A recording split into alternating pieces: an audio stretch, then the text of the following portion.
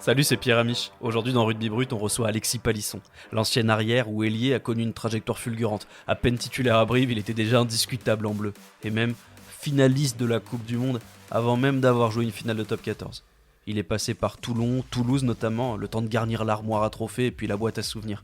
Mais il y a plein de questions qu'on va aborder avec lui. Comment on digère une finale mondiale perdue d'un point? Comment on se relève d'autant de blessures et puis surtout de pépins si graves? Comment vivre la concurrence avec ce qui se fait de mieux au monde? Alexis Palisson m'a accordé du temps pour parler de tout ça, et surtout pour revenir sur une carrière qu'il a vécue sans aucune pression, avec beaucoup de plaisir. J'espère que vous aussi vous en aurez. Allez, bonne écoute à tous. Bon Alexis, merci de m'accorder du temps pour ce podcast Rugby Brut. On va revenir en long, en large et en travers sur ta carrière, sur les moments que tu as vécus, qu'ils soient positifs ou négatifs. On va retracer ton parcours qui a été long dans le rugby professionnel, long et beau.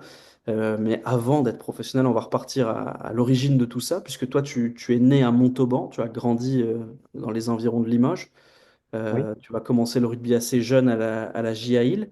Euh, ouais. J'imagine que les raisons de ton amour du rugby, c'est presque génétique. Comment tu te retrouves à jouer au rugby? C'est poursuivre les pas de ton papa ou pas du tout? C'est au départ plus pour être avec les copains. Alors bonjour du coup à toi et à tous ceux qui nous écoutent. Du coup, ouais, c'est mon papa qui faisait du rugby, donc si tu veux, j'ai grandi. Déjà, on a atterri à Limoges pour le suivre parce qu'il a fini sa carrière à l'USAL en tant qu'entraîneur. Et du coup, il était prof de PS, si tu veux, mon papa aussi, donc il a fini aussi à Limoges. Enfin, il a fini d'exercer d'ailleurs là-bas. Il a fait toute sa carrière, la fin de sa carrière au collège où je suis passé, mais on y reviendra peut-être tout à l'heure. Et du coup, oui, né à Montauban et à l'âge de 5 ans, voilà, toute la famille qui déménage à Île-sur-Vienne, tu vois, dans le Grand Nord. Ouais, c'est euh, c'est plus vraiment le même département, la même région. Ouais, Limoges, c'est là où finalement tu vas te lancer toi dans le rugby et prendre ta première licence. ouais. Je Alors c'est là, crois. du coup, la petite commune juste à côté de Limoges qui s'appelle Île-sur-Vienne. Il y a un petit club, un petit club qui s'appelle la JAI Rugby. Et voilà, mon papa ayant fait du rugby, me met au rugby. Et ce qui est marrant, c'est que la première année, je fais le rugby et ça me plaît, mais je joue beaucoup au foot dans la cour avec les copains au CP, si tu veux. On avait les terrains de handball, on faisait du foot. Et j'ai à mon père à peu près à milieu de la saison, par janvier, février, je pense, tu vois, dans ces eaux-là. Et je lui dis, papa, je veux faire du foot. Il me dit, pas de souci, tu feras du foot l'année prochaine, tu finis ta licence, là. L'année prochaine, je t'inscris au foot. Et la fin de saison se passe super bien, on s'amuse bien et tout ça.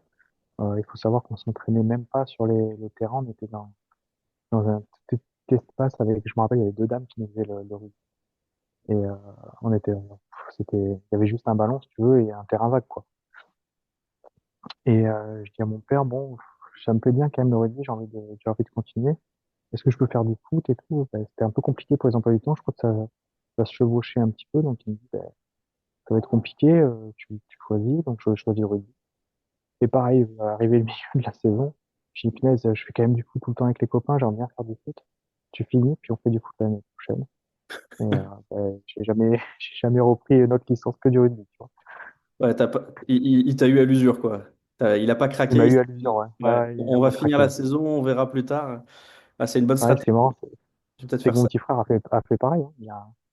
On a tous les deux pris nos licences pour rugby, on n'a jamais fait enfin, d'autres sports licenciés aussi, parce que on a évolué, enfin lui il a évolué un petit peu différemment que moi. Moi j'ai eu la chance de pouvoir percer en tant que joueur professionnel. Mais ouais, on était les deux au rugby, là, et puis voilà, mais mes parents passaient leur mercredi après-midi à se mouiller, tu vois, à nous attendre, à mettre les pieds dans la gadoue, et Ouais, leur samedi après-midi aussi. je Et pense donc que voilà, c'est le lot j'ai de tous les commencé le rugby parents. comme ça.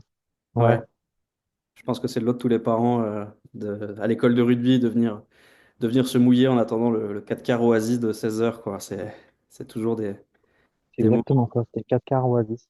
Ah oui, on est à peu près de la même génération, donc je pense qu'on avait à peu près les Mm. mêmes écoles de rugby.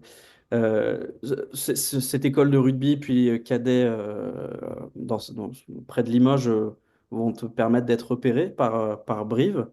Euh, Ouais. Comment ça se passe déjà pour des détections, pour quand tu es d'un club, en l'occurrence pas très connu, comment tu franchis le pas? Est-ce que c'est Brive qui est venu? Est-ce que tu as passé des détections là-bas? Comment ça s'est fait? Alors, moi, ça a été plus simple. En fait, mon papa a monté une section sportive au collège, à Limoges, à Donzelot. Et du coup, je jouais, enfin, je suis parti à l'USA Limoges en cadet, non, en mini. Il me semble. C'était une année où, je sais pas si c'était de quelle année, toi, Pierre? Je suis de 89. 89. Il y a une année, tu sais, on avait triplé les années. Toi, c'était peut-être, Ah, ouais, ça devait être. tu te rappelles, on l'a fait deux Ouais. fois d'affilée. Oui, on fait deux fois Donc mini. cette année-là, ouais, mais moi, j'ai fait 3 ans mini, mais 3 ans cadet, un truc comme ça. Ok, oui, oui, je me rappelle. Et, Je veux pas dire de la bêtises, mais deuxième, ouais, ouais, ça devait être 2000. Attends, je veux pas dire de saucisse, mais peut-être 2003 ou 2002, un truc comme ça. Enfin, je dis peut-être de je la sais merde. plus du tout. Ouais. En tout cas, ce qui est sûr, c'est que la deuxième année, je pars à l'US à Limoges. Et à peu près en même moment, bon, les dates, ça fait loin là maintenant. Euh, Au lieu d'aller au collège à Île, si tu reviens, je pars à Limoges pour faire la section sportive de mon père. Il n'y en avait qu'une, tu vois, dans la région. Donc, je vais au collège de mon père, en fait. Donc, je parlais déjà rugby pas mal, tu Ouais. vois. C'était un peu toute la journée en revenant des cours, parce que bien sûr, mon père il faisait des allers-retours entre la maison à Île et le collège à Limoges. Donc, je connais pas le bus, tu vois. Donc déjà, pas mal rugby. Du collège, je prépare le concours d'entrée au pôle espoir au lycée. Tu sais, mon père me fait faire des entraînements physiques parce qu'il était aussi juge.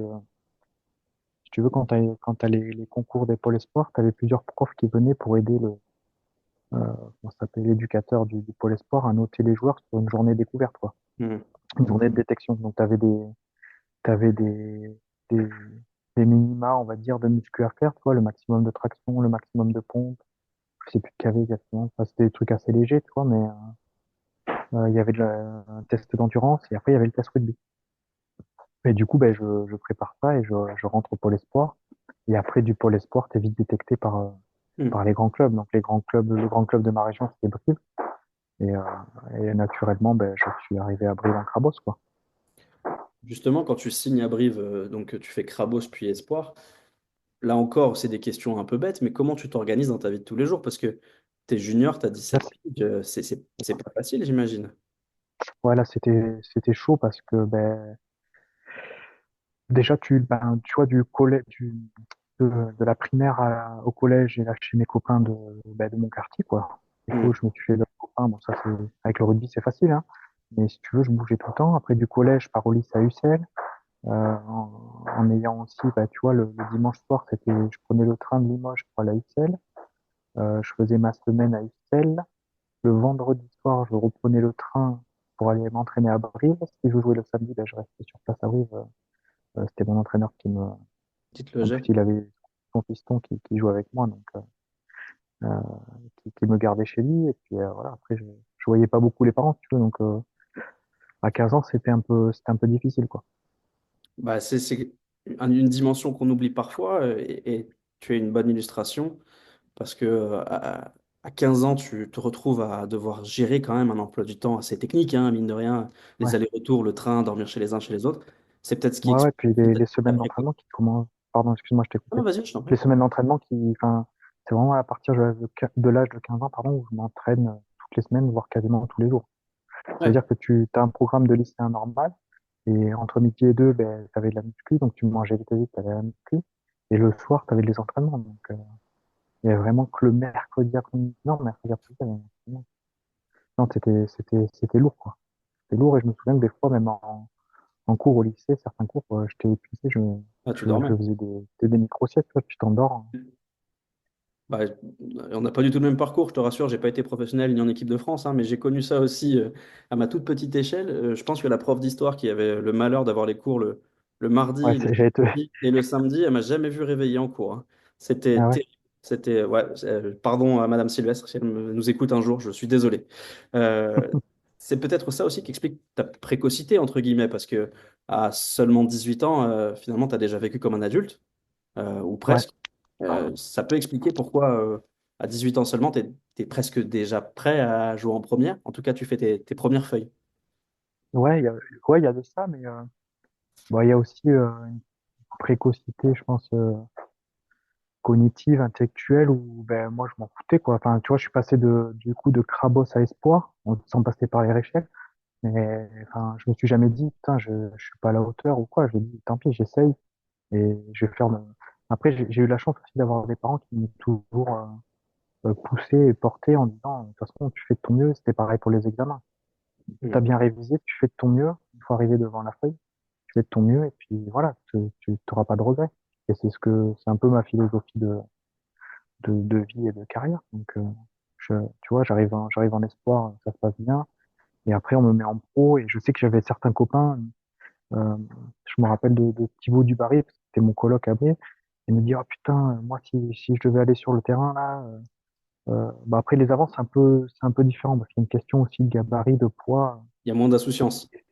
Ouais, il était stressé, quoi, de devoir, Mm. de pouvoir être pris à un moment donné, parce que je me souviens qu'il y avait un ou deux secondes lignes qui étaient blessés, et stressé j'ai dit, mais Thibaut, vas-y, fonce et tout, qu'est-ce que tu risques? Au pire, on va t'excuser enfin, si tu passes à côté, t'es jeune, pas de souci, quoi. Et moi, j'avais ça, quoi. J'avais un espèce comme un instinct de survie, si tu veux, où quand on me mettait sur le terrain, ça se passait bien, quoi. Est-ce que tu te rappelles de ta première feuille de match en pro? Ouais. Alors, il me semble que c'était à Toulon, si je Ouais, dis à pas de Mayol, bêtises. exactement. À Mayol, où on fait égalité, d'ailleurs, non? Je sais plus ce qu'on Euh, fait, où on gagne. alors, je vais Il me semble chercher qu'on, ça. Je vais chercher ça. Je te redis tout de suite. Ce ouais. que, ce que je sais, c'est ton temps de jeu. Bon, c'est pas beaucoup, non? Une Je minute. suis rentré à la fin, ouais. Ouais, et victoire de Brive 20-13. Là, tu On vois? était le 6 mai 2006. Ouais, Euh, Tu rentres en cours de match et je pense que tu rentres à la place de d'Alariva, si je dis pas de bêtises. d'accord. Ça, c'est marrant, Johan, je l'ai recroisé à Montauban, tu sais, il s'occupe de Montauban. Parce que c'est mon pote maintenant, Sébastien Pilousbord, qui entraîne Montauban. Du coup, j'y suis allé. Bah, après, j'ai des copains sur place aussi qui sont sponsors. Et du coup, j'ai recroisé Johan, on en a reparlé. Ça fait bizarre. Et est-ce que tu te rappelles ta première titularisation? Alors, je sais que le match d'après, c'est à Toulouse, mais je sais plus si je suis titulaire ou je pense pas. Je crois que je rentre aussi. Ouais, là, tu fais 21 minutes contre Toulouse. Ok, et après, c'est l'année d'après, je pense. Mais je sais plus du tout contre quelle équipe. Bon, je te pardonne parce que c'est un match assez oubliable. C'est un match de gala, Rugby Champagne, un 6-3 après une horreur absolue. C'était contre Albi. D'accord. Victoire 6-3 face à Albi. Et ouais, Et ça existait, ça, à mon époque. ouais. Mais c'est une mauvaise image de Brive parce qu'en fait, à l'époque, Brive, ça joue vraiment au rugby, quoi. Ah, on envoyait C'est du pas jeu une partout. équipe de bourricots, hein. Ouais. Non, non, non. Puis on avait des anciens qui aimaient jouer au ballon, et moi, c'était mes exemples, si tu veux. Donc, puis ça correspondait un peu à mon type de jeu, on va dire, entre guillemets, de joueur, parce que ben, j'ai jamais été un gros gabarit, et j'étais plutôt un joueur de vitesse et d'espace. Donc, c'était Et, un jeu qui me correspondait. et puis autour de toi, tu as des joueurs qui te ressemblent aussi. Je pense à Nicolas Leroux, à Farid Ouais, Sid, à Jean-Baptiste Péjoine, qui ouais. sont eux aussi plus dans l'instinct rugby, dans le fait de mettre du volume, de jouer sur les espaces. Euh, Tu t'éclates dans cette équipe du CAB. Ah ouais, franchement, je m'éclate. Et puis, bah, je suis le petit jeune qu'il faut protéger, tout ça. Donc, j'ai totale liberté. Et en fait, ça correspond aussi je pense, à mon caractère et à la fonction dont je fonctionne. C'est plus on me donne de la confiance et plus j'ai du rendement. Et là, c'était top, quoi. Les mecs, ils me laissaient faire enfin, ils me laissaient prendre des initiatives de partout et c'est ce que j'aimais. Donc, c'était chouette. Et puis, t'avais l'habitude de jouer avec des joueurs. Tu vois, tu parlais de Nico Leroux. Enfin, lui, c'était un de mes exemples. Tu vois, c'est même grâce à lui, c'est un peu grâce à lui que j'ai eu ma chance parce que je me souviens de lui dire au coach, quand est-ce que tu le fais jouer, le petit jeune, là, il crève, il crève tout en espoir. Lui, il était un peu blessé, je crois, à ce moment-là. Et il dit à Didier Faugeron, mais mets-le. Et c'est là où je pars à Toulon et Toulouse, je crois qu'on enchaîne la semaine d'après d'ailleurs. C'est ça. Et, euh, et du coup, ouais, pour en revenir à mon histoire, c'est que t'avais des joueurs qui s'attendaient à ça, en fait, des joueurs qui prennent des initiatives et qui s'attendent un peu à que ça relance de partout et qui sont prêts, tu vois, à venir soutenir, à sortir dans les espaces. Donc c'est cool. C'est vraiment une période, une très belle période. On a parlé de deux choses, ton état d'esprit et puis ton gabarit. Moi, il y a un autre mot qui revient souvent quand je parle de toi autour de moi ou quand on entend parler de toi, c'est le mot talent. C'est quelque chose qui revient régulièrement. Avoir du talent, quelqu'un de talentueux. Mais est-ce que chez toi, le talent, c'est pas juste une forme d'audace? Oser ce que les autres n'osent pas. Peut-être, ouais. Bah, ça revient un peu à ce que je te disais tout à l'heure, par rapport au fait d'aller voir et on verra comment ça se passe après. Tu C'est vois, c'est, ouais, j'ai pas peur de voir comment ça va se passer, en fait. Tu est-ce vois, j'ai pas peur de tenter des choses, même qui sortent un peu de l'ordinaire. Tu vois, j'essaye. est-ce que c'est le même état d'esprit au moment où, au bout de 3 saisons seulement et 20 petits matchs à Brive, tu es convoqué pour la tournée de l'équipe de France? Déjà, comment tu l'apprends? Et dans quel état d'esprit se situe le Alexis Palisson de 21 ans qui n'est pas encore installé Ouais, au CAB? ouais, je réalise pas, hein. Ben, je l'apprends à la télé. La plupart de mes sélections, je les ai appris, et même celles d'après, tu vois, à la télé. Et tu, tu sais, enfin, en plus, à cette époque-là, et c'est un peu la réflexion que je me suis fait quand j'ai fini ma carrière, il y a 2 saisons, c'est mon rêve de jeune rugbyman, c'était d'être un bon joueur de club et je touchais à peine du doigt le début de mon rêve et là, on m'offre un truc où ben, j'osais même pas y rêver. Si tu veux. Donc, je, je, je, je suis complètement abasourdi quoi, par cette nouvelle. Même si, bon, après, tu te dis, ah, j'ai ma chance parce que il n'y a pas les demi-finalistes. Parce que tu sais, un peu comme cette année, là, quand ils sont partis en Argentine. C'était le moment où tu sortais d'une Coupe du Monde. Donc, en même, enfin, le premier, ma première réaction, c'est d'être abasourdi. Et la deuxième, de tempérer ça en disant, bon, ben, ouais, c'est l'équipe de France bis, quoi. Donc, Ouais. euh, ça se trouve, j'y retournerai jamais. Donc, allez, fonce. Voilà. De nouveau, l'insouciance presque qui va faire que Ouais, tu es performant dans une équipe, tu l'as dit, hein, qui est privée des joueurs de Toulouse, Clermont, Stade Français et Perpignan. Ce qui fait que la ligne de trois quarts est assez expérimentale, hein. Je crois que la paire de centre, c'est Thibaut Lacroix, Maxime Mermoz. Aux ouais, ailes, c'est David Janin et toi, et à l'arrière, Benjamin Thierry. ouais, Euh, Malheureusement, pour certains, ils n'y reviendront jamais. C'est pas ton cas. Tu vas faire ouais, partie de cette génération que Marc Lièvremont va installer petit à petit. Alors qu'à l'époque, la concurrence, je vais donner quelques noms, mais c'est fou. C'est Vincent ah, Clerc, c'était dingue. Clément, c'est Julien Malzieu, c'est Aurélien Rougerie qui est encore ailier, qui Mm. va passer au centre après 2010. C'est Maxime Médard, c'est Yoann Huget qui arrive. Euh, ça, on a l'impression que tout va très vite pour toi parce que finalement, on est en 2008-2009. Brief sort une saison de fou, il finit sixième. Toi, tu es en équipe de France et tu es au coude à coude avec des grands, grands joueurs et t'as que 22 barreaux, quoi. Ça te paraît pas trop facile à ce moment-là, tu te dis pas, oh, le rugby, ça y est, je vais terminer le jeu bien vite, quoi. Ouais, j'ai même pas encore 22 ans, je crois. Ouais, c'est ça. Je crois qu'on est tourné en 2008, j'ai 20 ans. Ouais. Donc, ouais, ouais, si, enfin, je l'ai jamais caché d'ailleurs, c'est allé un peu vite, là, même, tu vois, il y a eu des trucs que je savais pas gérer, comme, par exemple, parler aux journalistes, j'ai fait des bêtises. En Australie, je me suis fait piéger par un mec, enfin, c'était notamment à cause du traducteur, mais, ouais, il y a eu une mini polémique sur Toukali, je sais pas si tu t'en souviens. Ah oui, tout à fait. Je m'en rappelle maintenant que Alors tu que le j'avais dis. dit, enfin, il y a un journaliste australien qui me demande, comment tu vas faire si Toukiri te fonce dessus. Et moi, je lui avais répondu en français, parce que à l'époque, l'anglais, je maîtrisais pas trop. Je lui ai dit, je vais essayer de me baisser le plus bas possible et de m'accrocher à son short. Et, il avait traduit, euh, en gros, enfin, je vais pas te le sortir en anglais, mais parce que je pense que l'accent, ça va pas le faire. En gros, que j'allais baisser le pantalon de Toukiri, quoi. Ah oui, oui, oui, oui. C'est pas tout à Donc, fait ça a été la même une chose, grosse quoi. polémique. Il y a eu un Je m'en rappelle. communiqué après de l'équipe de France pour dire que j'avais pas du tout dit ça. Enfin, bon, bref. ils voulaient vendre du papier, quoi, là-bas. C'est vrai que le match ne faisait pas rêver, vu que ben, nous, on arrivait avec l'équipe bis, avec un peu moins de noms, on va dire, même s'il y avait Ouais, quand même, il y avait quand même de super joueurs. Ben, t'as parlé des joueurs qui sont pas trop revenus, mais il y en a qui ont fait quand même les beaux jours de l'équipe de France. Je pense à François Trindier. bien Il y sûr. avait qui encore devant? Jean-Souhait Quelques Draogo, joueurs. Louis Ouais, il y avait Pignol, euh, arrive assez rapidement aussi Morgan ben, Parra. Max Mermoz. Max Ouais, Mermoz.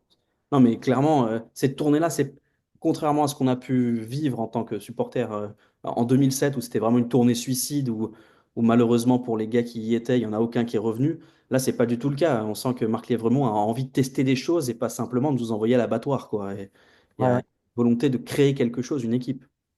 Ah bah c'était complètement ça, parce qu'en plus on avait enfin, au tout début, Marc, enfin, on avait une liberté de dingue. En plus, faut savoir que c'est Marc qui m'a fait confiance, mais c'est aussi les entraîneurs que j'ai eu en moins de 21, parce qu'à l'époque c'était moins de 21. Je Avec... fais partie aussi de cette génération qui a pas eu la Coupe du Monde, parce que c'est passé de moins de 21 à moins de 20, pile poil dans mon année.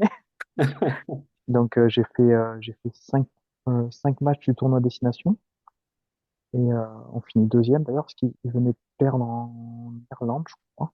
Ouais, je joue le Pays de Galles en moins de 21, donc j'avais 19 ans. J'étais moins de 20, si tu veux, à l'époque. Et après, ça passait moins de 20, et j'avais 20 ans, donc c'était pas possible. Euh, La et génération sacrifiée, quoi.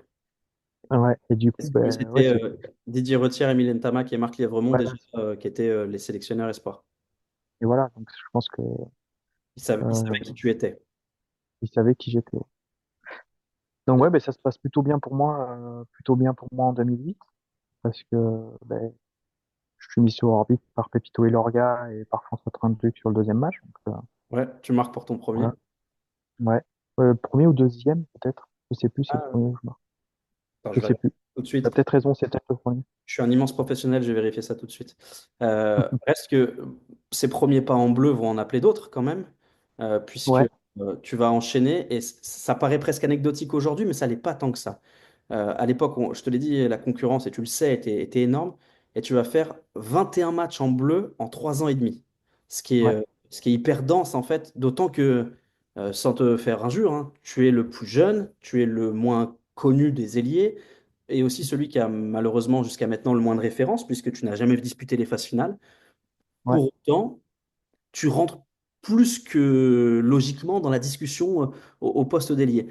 Ça veut dire aussi que la Coupe du Monde se profile. Est-ce que tu as eu un moment des doutes quand tu es face à des gars comme Cédric Emmens, Vincent Clerc, Rougerie, Malzieu, etc. Est-ce que tu t'es dit, waouh, euh, je reste le petit garçon, hein, c'est peut-être pas ma place ici, ou non, tu t'as jamais douté? Alors, en fait, toi, les mecs que t'as cités, c'est des mecs, j'avais des posters dans ma chambre, hein, si tu veux, quand j'étais au collège et au lycée. Donc, c'est des mecs que je badais énormément. Donc, oui, alors c'était pas vraiment du doute parce que je m'attendais pas à chaque fois à être sélectionné, si tu veux. Et j'ai fait aussi, avec les aléas, des blessures, des, des méformes peut-être de certains. Et même, tu parlais de la Coupe du Monde. Si Yoann Huget fait pas deux ou No trois show. no-shows, tu sais, on avait le Adam. suivi quotidien là du contrôle antidopage où on devait donner une heure, je sais pas s'ils le font encore, enfin, une heure par jour où on était à un endroit donné. Et lui se loupe une ou deux fois et du coup c'est considéré comme si tu avais été dopé. Enfin, Ouais. en gros, il a été privé de Coupe du Monde. Donc tu vois, il y a aussi une part de hasard et enfin, il y a une part d'opportunité où il faut la saisir et il y a une part de hasard et de chance. Donc euh, on va dire que ben, j'ai une bonne étoile. Cette bonne étoile, elle va même suivre l'équipe de France, puisque vous allez disputer la finale de la Coupe du Monde, dans laquelle tu seras titulaire face à ce qui se fait de mieux dans leur stade de l'Eden Park. Avant de parler vraiment de cette finale, il y a quand même un parcours un peu chaotique de l'équipe de France, parce que on dit que il Ouais, y a tu parles de la Coupe du Monde, mais enfin, on est quand même. vainqueur du On parle de Sénat. cette Coupe du Monde, on fait le Grand Chelem en Bien sûr. 2010, donc on est quand même une référence quand même au niveau européen en termes d'équipe. Donc on arrive quand même avec certaines certitudes, quoi. Bien sûr, mais des certitudes qui, en tout cas, quand on est à l'extérieur du groupe, sont bousculées par deux choses. La première, c'est la rumeur. La rumeur selon laquelle Marc n'aurait plus le contrôle sur son groupe, que ce serait presque de l'autogestion, que les cadres auraient refusé le GPS et puis auraient expliqué aux sélectionneurs que bon, bah, voilà, c'était ce qui était relayé en tout cas par la presse de l'époque. Il y avait une Ouais. dissension.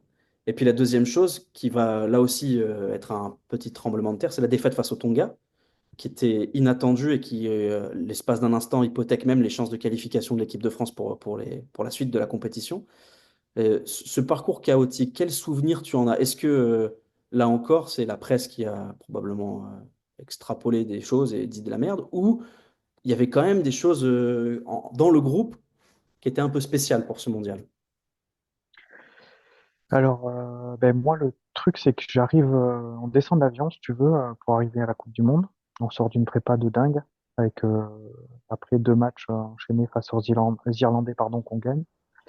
Et on descend de l'avion, on s'entraîne, on met les crampons 2 heures après, et moi, je me claque le psoas. Tu vois. Donc, je rate les 3 premiers matchs, et j'arrive face au Tonga, avec beaucoup de pression. C'est un match qu'on ne doit pas perdre, parce qu'on est objectif, enfin, il faut les battre pour se qualifier. Vous avez vu, on n'avait même pas parlé de défaite ou d'égalité ou quoi, tout ça. Et ben, moi, je m'en sors plutôt bien. Et c'est vrai que moi, j'étais content d'être là, d'être resté là, surtout qu'on continue à me faire confiance et de jouer. Et ben, on perd ce match et arrive tout ce que tu as cité.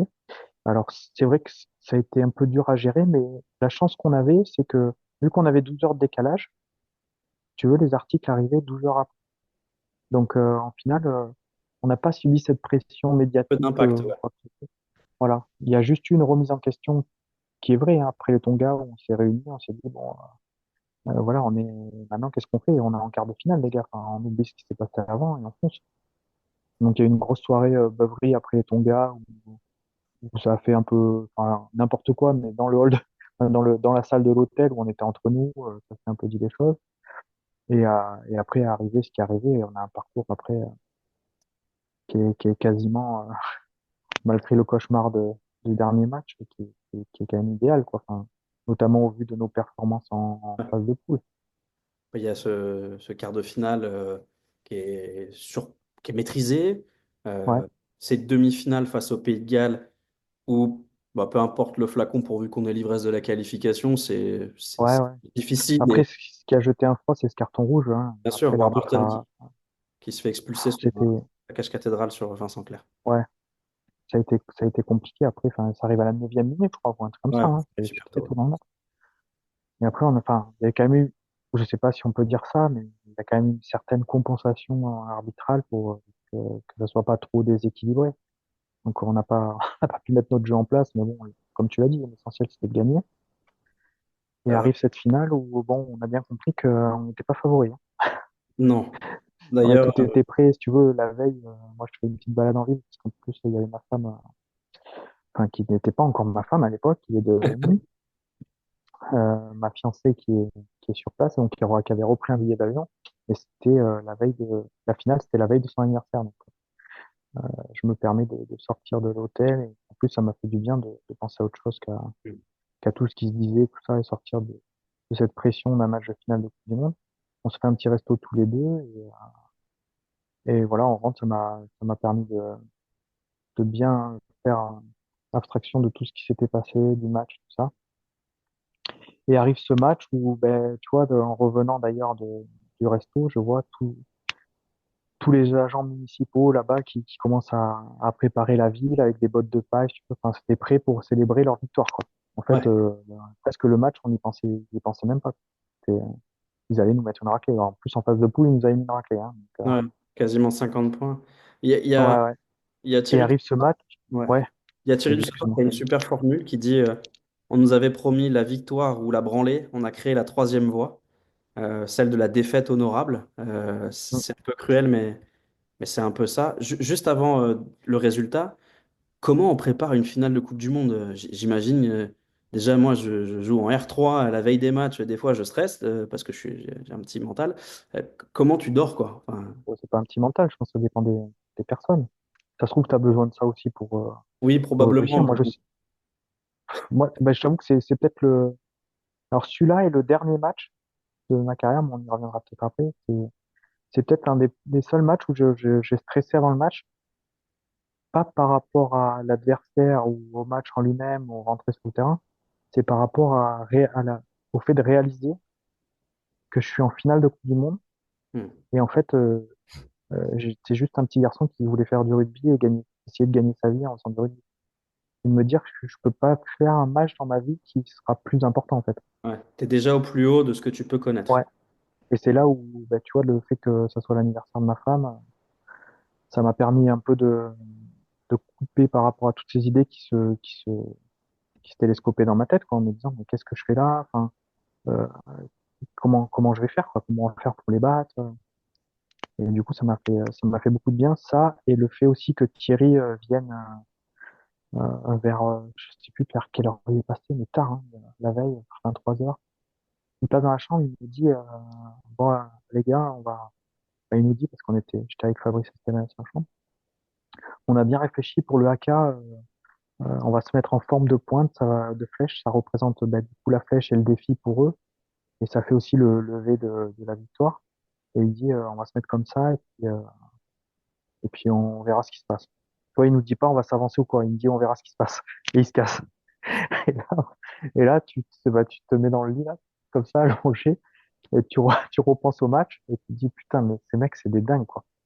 Et j'avais cette chance aussi, c'est d'être dans un groupe, bah, t'as cité pas mal de joueurs de derrière, mais devant, Ouais, ouais.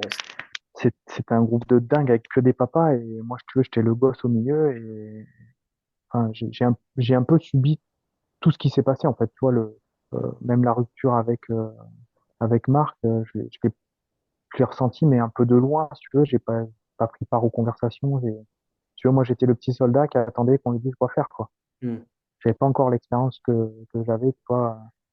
Je te dis une connerie, mais à partir de 28, 30 ans, où je sentais l'expérience et je sentais que je pouvais apporter quelque chose aux jeunes joueurs, là, c'était moi le jeune joueur, et moi, j'étais, comme disait Fabrice Estebanès, hein, j'étais un petit branleur, donc j'attendais dans mon coin ce qu'on me dise quoi faire, et après, je faisais de mon mieux, quoi.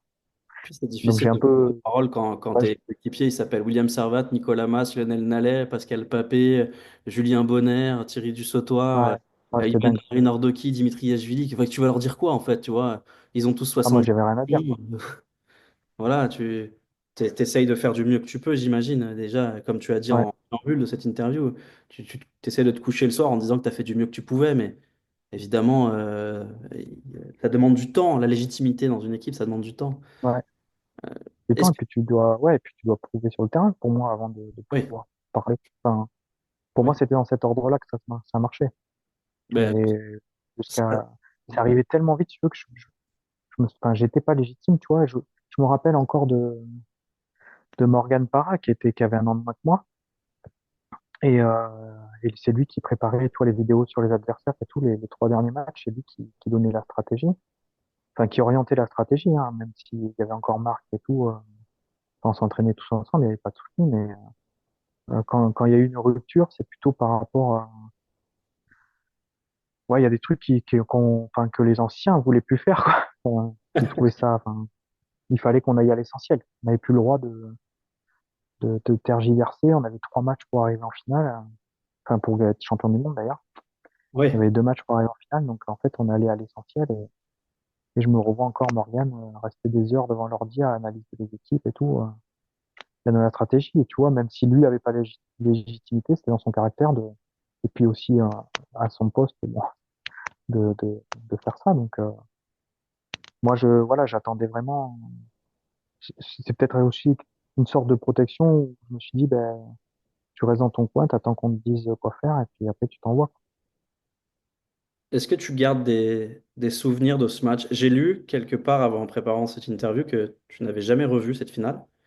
Euh, Alors, Est-ce que pour autant tu as des flashs, des choses où tu te dis, sans dire que ça te hante, mais purée, on n'est pas passé loin. ouais, ça, il n'y a pas une semaine qui passe, hein, je me dis, pardon, on aurait dû gagner ce match-là. Je l'ai pas, je l'ai pas encore revu, hein, donc je pense que je sais même pas si j'arriverai à le revoir un jour parce que c'était tellement flagrant sur le terrain qu'on se faisait entuber dans tous les rucks. En fait, on n'a pas pu jouer, quoi. C'était ça le plus frustrant, en fait. De ne pas pouvoir enchaîner les phases du jeu. C'est ça qui m'a frustré et de dire, putain, en plus, tu vois, quand on a fait cette pointe de flèche et qu'on a avancé vers eux, tu voyais dans leur regard, je te jure, hein, quand ils faisaient le haka, ils se sont dit, pas toutes, mais il y a certains, tu regardais leur visage, ils se disent, mais qu'est-ce qu'ils font eux et tout ça. Et là, je pense que c'est à ce moment-là où les mecs se sont rendus compte qu'en face, ça allait pas être facile, tu vois. Enfin, on n'allait pas leur donner la combinaison. Et ouais, il allait falloir qu'ils s'envoient. Et je pense qu'ils ont réalisé ça au moment de cette pointe de flèche. Et du coup, on s'est envoyé, ben, comme tu as pu peut-être revoir ou pas le match, mais on s'est envoyé comme des chiens, quoi. On leur a pas donné, quoi, ce match. On aurait dû, je pense même, le gagner. Je l'ai pas revu le match. Je pense que j'ai revu des extraits, mais j'ai jamais pris le temps de le regarder en entier parce que bah, je l'ai pas disputé ce match, hein, mais j'étais dans un bar à 7 heures du matin pour être sûr d'être au premier rang. À 9h30, j'étais ivre-mort déjà, évidemment, et Ouais, ça reste malgré t'étais tout, pas le seul, je crois. ouais, ça reste malgré tout un des plus beaux souvenirs que j'ai. Pas parce que, bah, évidemment, on n'a pas été champion du monde. Enfin, vous n'avez pas été champion du monde et par extension, les supporters français n'ont pas connu cette ivresse. Mais j'ai vibré comme rarement. Alexis, est-ce qu'on peut faire une pause de 2 minutes? Parce que Ouais, il me reste 5 grosses minutes, mais l'enregistrement va couper. Donc ok. voilà, Faut que je fasse quoi? tu restes là, je te renvoie un lien et on se reconnecte. Ok, ça marche. Ça marche. Comme ça, j'ai le temps de me faire un café aussi. On reprend dans 3 minutes, c'est bon Ouais. pour toi. Allez, j'attends Super, ton à lien. tout de suite.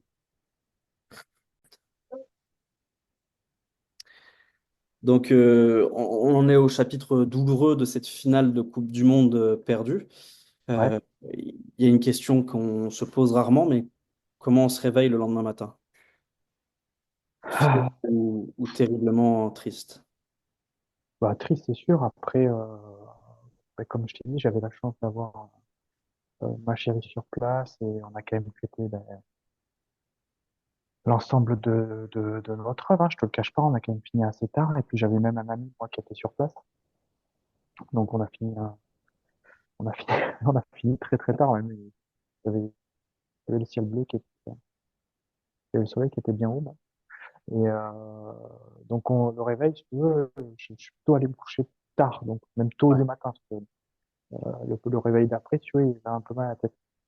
Mais ce qui est sûr, c'est que le retour a été difficile et ouais, de même l'arrivée à Paris, si tu veux, de voir les gens déçus, enfin pas pas déçus parce qu'ils étaient quand même fiers, on sentait qu'ils étaient fiers de nous et tout, mais on sentait que vraiment il y avait eu un truc, puis il y avait eu plein d'articles sur, sur le match et l'arbitrage qui était sorti, donc ça, ouais, enfin en tout cas moi personnellement, ça a été dur de, de me remettre de ce match en fait, tu vois, de me dire, putain, on est passé à 2 points d'être champion du monde, quoi. On nous a empêché d'être champion du monde en fait sur ce match. C'est ça qui a été dur à vivre. Ce qui est curieux, c'est que tu le dis, tu as eu du mal à te remettre de ce match et ça va se mesurer aussi, malheureusement, en bleu, Ouais. puisqu'après cette Coupe du Monde, tu vas revenir qu'une seule fois avec le maillot du 15 de France. Tu as compris pourquoi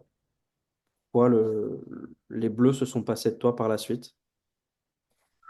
Bon, compris, oui, oui, compris, oui, parce que déjà changement de coach, changement de manager, je pense qu'il voulait partir sur de nouvelles bases.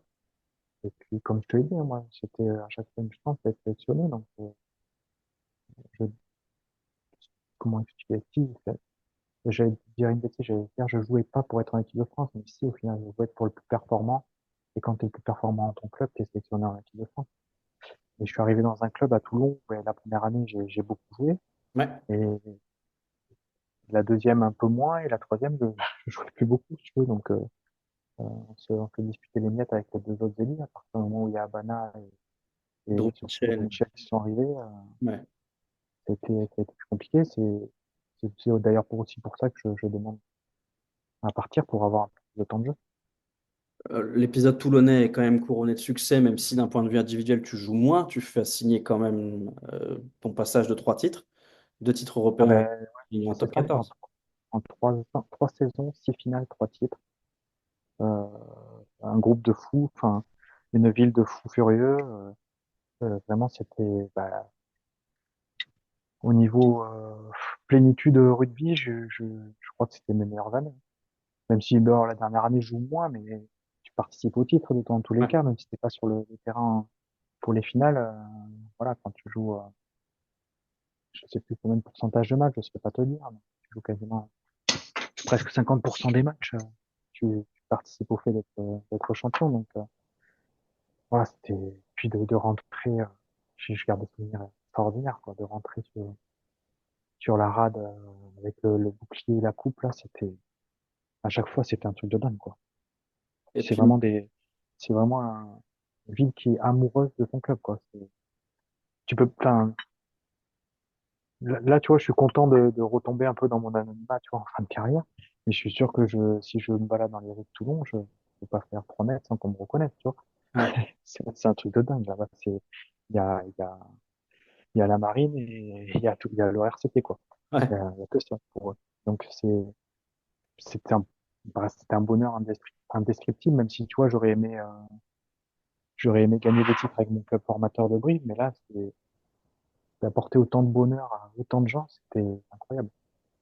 Il y a des aspects qui rendent aussi ce club unique. Tu as parlé des supporters, de la passion. Il y a aussi l'effectif que tu as évoqué, parce que tu te Ouais, retrouves dans une ligne de trois quarts où tu vas évoluer avec ce qui se fait de mieux au monde, Johnny Wilkinson, Matt Guito, Brian Abana, ouais, Drew Mitchell, pour ne citer que Dylan Armitage qui est monstrueux devant, c'est que des bouchées, tu vas jouer avec Juan Smith, Bakis Bota, enfin ça n'a pas de sens. Euh, Là encore, toi qui me disais que tu n'as jamais appréhendé avant les matchs, que tu n'as jamais stressé, qu'est-ce que ça change de jouer avec des joueurs d'une dimension internationale comme ça? Est-ce que ça change rien pour toi ou il y a quand même ce truc-là de te dire, putain, j'ai joué avec Wilco, quoi. alors, sur le moment, quand j'arrive, si tu veux, j'arrive de Brive, on luttait pour le maintien, et ça a été compliqué la dernière année, où il fallait se motiver et tout avant les matchs. Je connaissais que ça, moi, là. Si tu veux, avant les matchs, on appelait ça mayonnaise. On faisait une espèce de regroupement au milieu du terrain, du vestiaire, pardon, et il fallait se mettre des coups d'épaule et tout, essayer Ouais. d'aller le plus possible au milieu, tu vois, voir si t'étais bien motivé. Et je pense en j'arrive à Toulon, donc on fait la prépa, et première année avec Bernard Laporte. On arrive au premier match amical, alors je ne saurais pas te dire quel match c'était. Et déjà de l'hôtel à, au terrain, les mecs ils mettent la musique dans le bus. Je fais waouh, qu'est-ce qui se passe et tout. On leur laisse faire ça et tout. Enfin, ils mettent de la musique, ils rigolent et tout. On arrive dans les vestiaires, on se change, les mecs rigolent et tout, ils se font des blagues, musique à fond dans les vestiaires. Je fais waouh, mais qu'est-ce qui se passe? On va prendre une branlée. On rentre sur le terrain pour s'échauffer, les mecs s'échauffent un peu de leur côté, puis t'as l'échauffement collectif. Après, pareil, tout en sourire, tout ça. Et après cet échauffement-là, tu rentres dans les vestiaires, logique, hein, pour aller mettre enfiler le maillot. Et les mecs, quand ils enfilent le maillot, leur tête change, tu vois. Je fais, ok, oh là, d'accord. Bon, c'est fini, on rigole plus. Tu vois, je n'étais pas habitué à ça, moi. Tu vois, tu te motivais des fois 5-6 heures avant le match. C'était con, hein, parce que tu perds une énergie de dingue. Et les mecs enfilent le maillot, je te jure, on rentre sur le terrain. Et là, ça part dans tous les sens. Je fais, ouais, c'est des dingues, les mecs. C'est des fous. Et en fait, c'est malheureux, mais j'ai appris ce qu'était le professionnalisme à Toulon. J'étais qu'avec des mecs, si tu veux, ils étaient capables de faire la bringue et dès que tu vois, tu avais un entraînement collectif, il fallait bosser, ça arrêtait les sourires et ça bossait. Ça rigolait aux échauffements, ça rigolait où tu veux, en muscu, tout ça. Mais dès qu'il y avait un truc sérieux à faire, ils avaient un bouton, ils appuyaient sur un bouton et pouf. Et j'ai dit, putain, mais ça, c'est génial, ça me correspond. J'ai pas besoin de stresser 3 heures avant les matchs. Moi, ça me va pas, quoi, en fait. Ouais. Je perdais une énergie de dingue. Et en fait, je me suis régalé. Et puis, comme tu l'as dit, avec des noms, je cite souvent en exemple Johnny parce que déjà c'était un exemple euh, par ce qu'il faisait sur le terrain, mais c'était un mec aussi. Il faut savoir, tu vois, par exemple, si je prenais une journée type, t'avais le matin, t'arrivais à 8 heures, t'avais le petit déjeuner, vidéo, muscu séparé, entraînement séparé, le collectif, et à la fin du collectif, t'avais ce qu'on appelait les skills. Donc tu pouvais rester un petit peu faire des skills.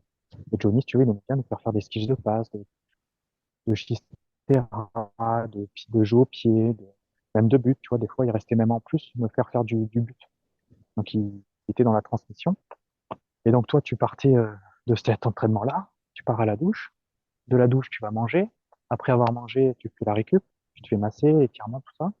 Et là, il est à peu près allé ça dépend de ta récup et de ce que tu avais à faire, entre 14h30 et 15h30, tu rentres chez toi.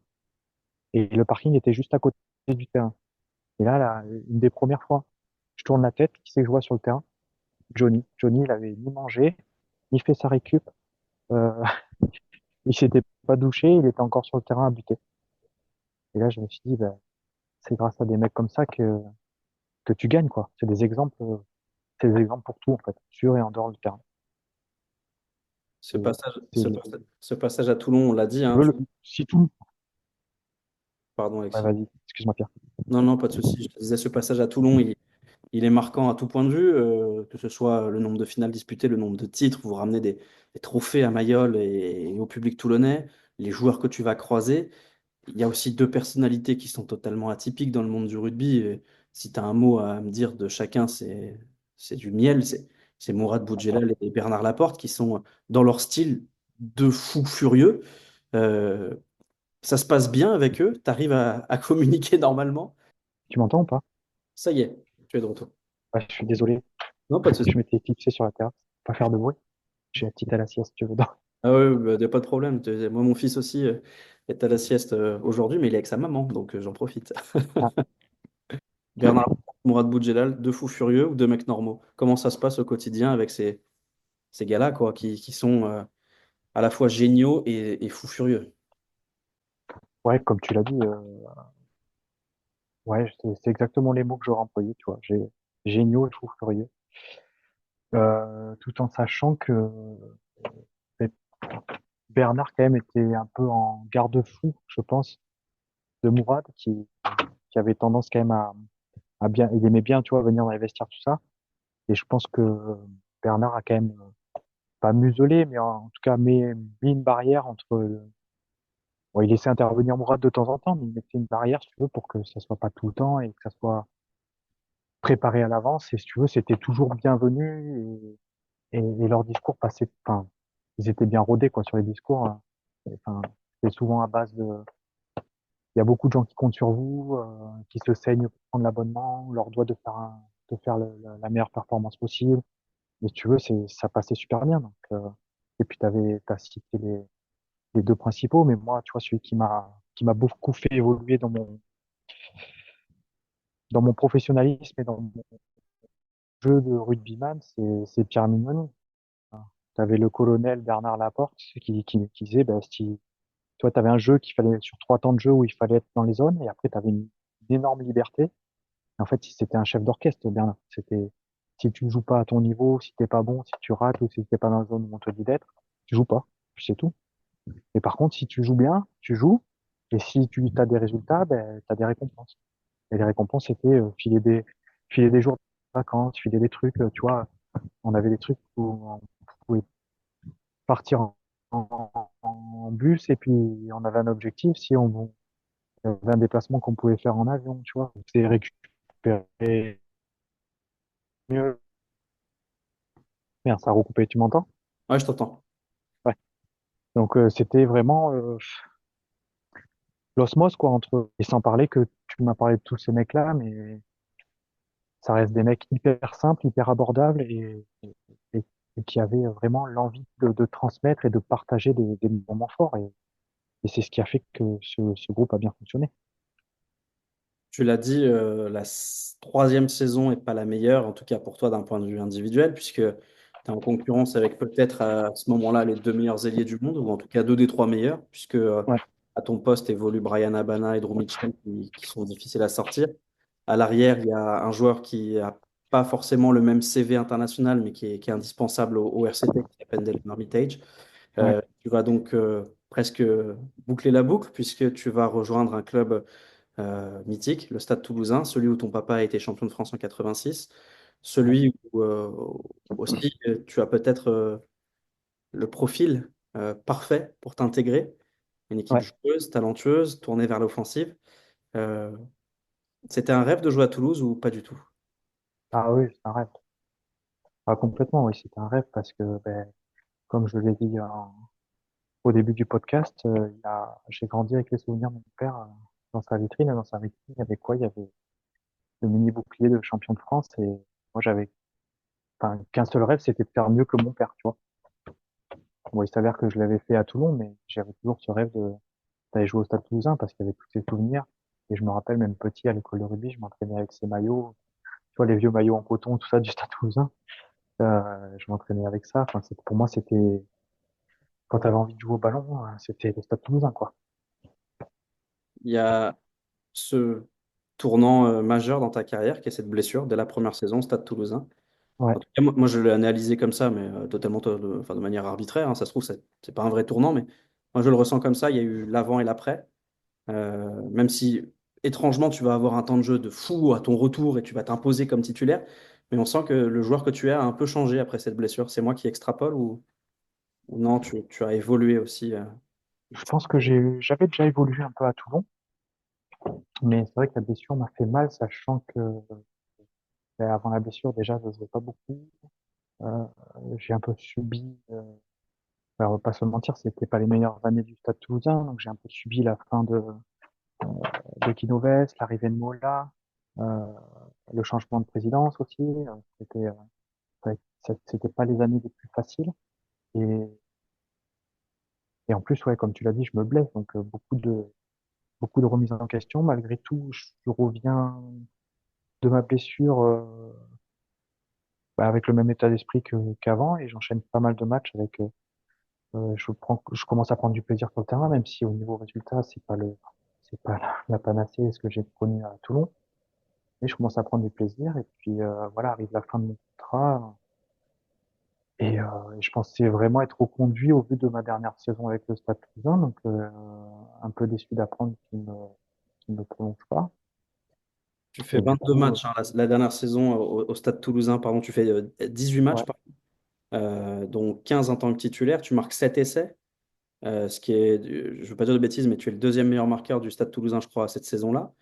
ouais, Tu fais 1200 minutes. Enfin, voilà, c'est logique que tu sois déçu de ne pas être reconduit parce qu'à ce moment-là, bah, tout le monde est un peu surpris, en fait, que tu poursuives pas ou qu'ils ne te poursuivent, qu'ils ne te prolongent pas. J'arrive pas à parler français, moi, qu'ils ne te prolongent plus. ouais, moi non plus, des fois, je suis un peu En bloqué. le disant, je me disais, non, mais ça n'a rien. Enfin, c'est pas la phrase que tu as envie de dire, ça. Ouais, j'espère s'en tiendra pas rigueur. Oh, je pense pas. Je pense que les gens qui écoutent le podcast et qui sont restés, ils sont bienveillants, tu vois. Ils ont envie de savoir. Même si les phrases sont pas tout à fait français, ils feront le tri chez eux. Voilà, Ouais, débrouille. Reste que à l'issue de ce passage à Toulouse, tu vas faire 3 saisons à Lyon, ouais. puis Ben là une. arrive le choix entre Lyon. Ben, j'attendais que Pierre me dise parce il était motivé pour me faire venir. Et ne voyant pas le contrat arriver, je fais le voyage à Oyonnax pour voir parce qu'ils étaient intéressés aussi. Et puis je fais le choix de vraiment aller jouer à Lyon avec Pierre. Et puis je savais qu'avec Pierre, j'allais encore continuer d'apprendre. Et c'est ce qui s'est passé en fait. On avait une équipe euh, sur le papier plutôt, on va pas se mentir parce que même nous, on se le disait en début de saison, euh, ventre mou, voire maintien, avec voilà des objectifs de travailler et de si jamais la saison commençait bien, d'aller pouvoir chercher la qualif. Et on fait 3 saisons où on va chercher la qualif. Donc c'était incroyable quoi, avec un groupe qui vivait extrêmement bien, euh, des jeunes joueurs. Et Un c'est là gros où j'ai atout polonais aussi, puisque on rappelle un Virgile Bruni, Alexandre ouais, Menini, enfin Liam Gill qui était passé par le RCT, toi, je dois en oublier, Dylan Armitage qui arrive après. ouais, Euh, enfin, il y a le sens de la gagne, entre guillemets. oui, le sans mais bien impulsé par Pierre, hein, qui est un gagnant, qui est un gros bosseur et qui transmet ça à ses joueurs. Donc non, j'ai passé vraiment 3 superbes années et, euh, et avec une blessure aussi au dos à la troisième saison, qui au moment où je reviens, les joueurs sont installés et j'ai cette opportunité. Donc là, on est juste avant le Covid, hein. Ouais. On est, je crois, 2 mois avant le Covid, et j'ai cette opportunité de signer un joker médical au Stade Français. C'est Pierre qui vient me voir et qui me dit ça. Et je lui dis, ben, de toute façon, t'as ton équipe, l'équipe, qu'est-ce que tu vas pas me faire beaucoup jouer en fin de saison. Je lui dis, qu'est-ce que t'en penses, toi? Il me dit, non, l'équipe est installée là, ça va être compliqué, t'auras très peu de temps de jeu. Je lui dis, bah, allez, j'y vais. Et donc, je pars à Paris, je fais un match à Toulon, c'est ça qui est rigolo. Et là arrive le Covid. Donc j'étais en train de déménager la famille. J'avais envoyé la lettre de, de résiliation du bail à mon bailleur à côté de Lyon. Et arrive le Covid. Rentrez chez vous le vendredi soir. Donc je rentre chez moi en me disant, bon, lundi on est là. Et au début c'était comme une petite grippe, si tu veux. Donc je Ouais. pars à Lyon et puis finalement j'avais monté, tu vois, mon scout et quelques affaires. Et je suis plus jamais revenu à Paris. J'ai tout fait redescendre par un transporteur. Et voilà, fin de l'aventure à Paris. Donc là, je me retrouve plein milieu du Covid. On savait pas si les championnats allaient reprendre. On savait pas si les salaires allaient être versés. On savait rien. Et moi, je me retrouve sans club en plus. Ouais. Et, euh, et voilà, donc là, je me dis, ben, putain, ça y est, je vais arrêter ma carrière sur ça, quoi. Quel, pas naze, quoi. Je me suis dit, putain, j'ai encore envie de jouer. C'est, c'est vraiment nul comme fin.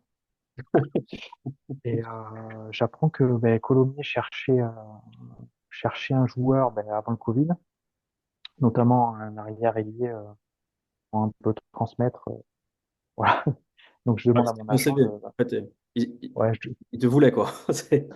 ouais, ça correspondait un peu à bah, déjà mon état d'esprit parce que j'ai beaucoup aimé transmettre et puis euh, transmettre le rugby, mais aussi ma bonne humeur et peut-être mon état d'esprit aux jeunes à Lyon et même au Stade Français, même si ça n'a pas duré longtemps. Parce que j'ai passé des super moments sur le mois que j'ai passé avec eux. C'était vraiment, ouais, vraiment une putain d'équipe. Et ils n'étaient pas à leur place au moment où je suis arrivé parce qu'il y avait vraiment une super ambiance avec des mecs bosseurs et avides d'apprendre. Et du coup, je demande le numéro du président de Colomiers. Il me dit, ah ben super et tout, je vais voir. Et il me rappelle 15 jours après, bon, ouais, si, je suis désolé, ça va pas être possible. On réfléchit à baisser les salaires des joueurs, donc je vois pas Oui, comment on on va peut te pouvoir te prendre. payer. Ouais. Voilà, donc il raccroche. Et là, je me rappelle, j'avais une petite salle qui faisait bureau, chambre d'amis, il y avait un clic-clac. Je m'assois sur le clic-clac et je me dis, bah, ça y est, c'est fini, c'est vraiment fini là. Donc on était encore en plein milieu du Covid, hein, on savait pas si le championnat allait reprendre. Et j'en parle du coup à ma femme, elle me dit, mais je crois qu'il a pas compris et tout, rappelle-le, il pense que tu vas demander, je sais pas quel salaire, Ouais, un saladier alors un que... saladier, alors que moi je voulais juste continuer à jouer au rugby. Hmm. Et donc je le rappelle et je lui explique la situation en lui disant que de toute façon je suis allé être au chômage, qu'on peut trouver une solution, même sur les premières années. Et je lui dis, moi je suis vraiment motivé pour venir jouer, quoi. Et, euh, et du coup, ben, le lendemain, mon agent m'appelle et me dit, je sais pas ce que tu leur as dit, mais l'entraîneur et le manager vont t'appeler. Et ça s'est bien goupillé, tu vois, on a discuté. Et au final, je signe à Colomiers, on reprend avec les masques et tout, test Covid je crois que c'était tous les 2 jours. C'était un Ouais. truc assez lourd, hein. Au début, on faisait la muscu avec les masques et tout. Enfin, c'était un enfer. Mais j'arrive dans un club, un peu, je dirais, l'image d'une école de rugby, si tu veux, où je retrouve des mecs qui sont enfin, super liés par l'amitié, tu vois, une association de joueurs, euh, un vestiaire c'est un peu la phrase bateau, mais qui vit bien, mais qui vit vraiment extrêmement bien. On a plaisir à se retrouver en dehors des entraînements et des matchs. On a mis beaucoup de choses en place aussi, donc j'ai quand même pas mal participé à l'assaut et à développer certains événements entre joueurs. Et je finis dans un club, j'aurais pas pu rêver mieux parce que ben, là actuellement, tu vois, j'habite à Blagnac, donc je suis encore à côté. Je finis en étant en forme, en continuant d'apporter à l'équipe, et c'est moi qui choisis ma fin, tu vois, donc vraiment, vraiment un pur bonheur. Et puis j'ai, j'avais peur que le côté vestiaire et copains me manque, et au final, tu vois, il se passe pas une semaine sans que j'aille soit les voir jouer, soit qu'il y en a un qui passe à la maison boire un café.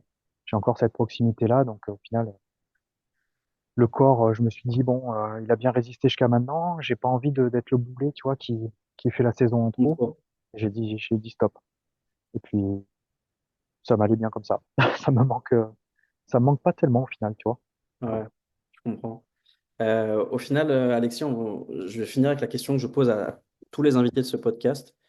Quand on fait le bilan, qu'on regarde dans le rétroviseur de ta carrière, qui est assez immense, hein, tu as été champion de France, champion d'Europe, finaliste de la Coupe du Monde, tu as été professionnel pendant quasiment 20 ans, 19 saisons. Ouais, Tu Tu as été titulaire presque partout, tu as évolué dans les plus grands clubs ou les clubs les plus mythiques en France, en tout cas dans ta génération. Euh, Est-ce que tu es fier de ce que tu as accompli? Ah ouais, je suis extrêmement fier, bien sûr. Je suis extrêmement fier et mon but c'était de me rendre fier, mais surtout rendre fier ma famille et les gens qui m'ont accompagné. Donc j'espère. Mais tu vois, j'ai une phrase avec un pote à moi qui s'appelle Morgane Boisserie. C'est un ami d'enfance de Limoges. Et je lui dis, putain, ouais, c'est chouette et tout ce que j'ai fait, mais putain, j'ai manqué plein de moments avec vous quand vous étiez ado et tout ça. Il me dit, mais si tu rigoles, ou quoi. On aurait tous rêvé de vivre ce que tu as vécu. Et en plus, tu nous as fait vivre des moments exceptionnels que t'as pas à regretter. Il m'a dit. Et là, j'ai réalisé, j'ai fait, putain, c'est vrai que le petit garçon qui se retourne et qui était à l'école de rugby, si jamais je devais remonter dans le passé et lui dire, tu vas faire tout ça, il croirait pas. Voilà, c'était Rugby Brut avec Alexis Palisson. Il m'a confié qu'il détestait se voir ou s'entendre, donc je suis à peu près sûr qu'il va pas écouter ce podcast. Mais bon, je le remercie quand même du temps qu'il m'a accordé, et puis surtout je le remercie de sa sincérité. Comme toujours, je vous rappelle que vous pouvez vous abonner à ce podcast, dire qu'il est génial à tous vos potes, en parler autour de vous sans cesse. C'est un peu comme dire que Craig Joubert a été cata en 2011, c'est pas totalement vrai, mais franchement c'est pas faux non plus. Bon allez, je vous laisse, et je vous dis surtout à très vite pour un nouvel épisode de Rugby Brut.